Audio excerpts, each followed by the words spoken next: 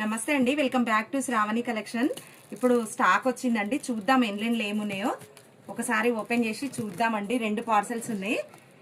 Open jewellery బాక్స్లు అండి, big size jewellery బాక్స్లు అయిపోయి ఉండే.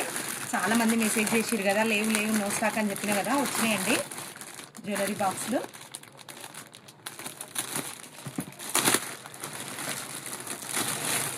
ఇక్కడికక్కడ కందిపోయినాయి. ఒక్కొక్క సైజు వచ్చినాయండి, బాక్సెస్ ఫుల్ వచ్చేసినాయి.